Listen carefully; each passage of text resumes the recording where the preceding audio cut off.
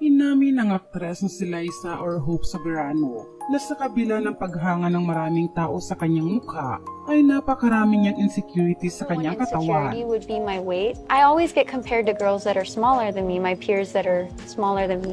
I've always tend to cover myself up, like right now, like with bigger size clothes.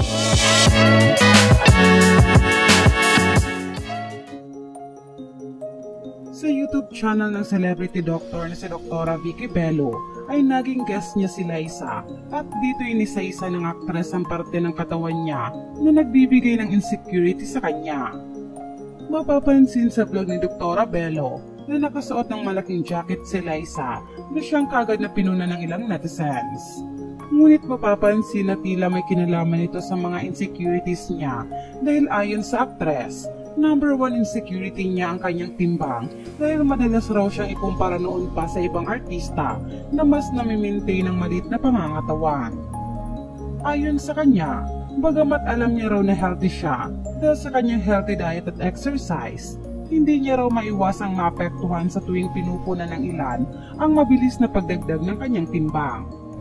Inamin din ni Liza na naapektuhan ng kanyang mental health nung kasagsagan ng rumors na di umano'y nagdadalang tao siya dahil lamang nadagdagan ng kaunti ang kanyang timbang. Dagdag pa umano dito ang demand ng showbiz industry na madalas siyang ikumpara sa iba. At dahil dito ay madalas nga raw siyang magsuot ng mga oversized na damit, kagaya umano ng suot niyang jacket upang matakpan ang kanyang katawan at maiwasang punahin ng mga tao.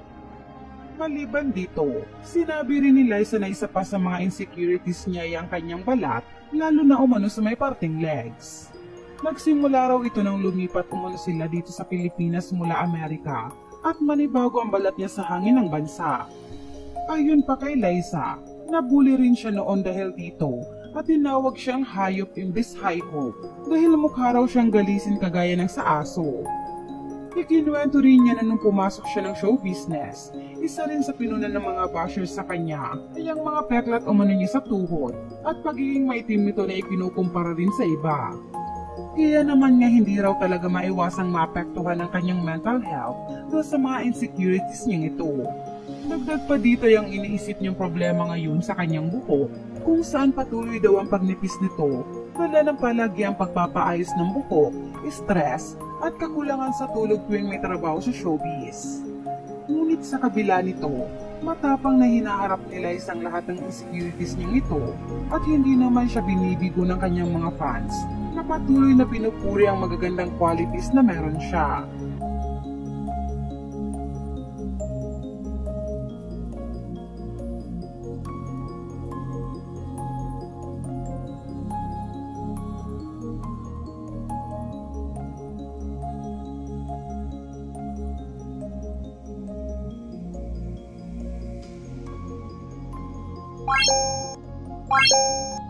Bye.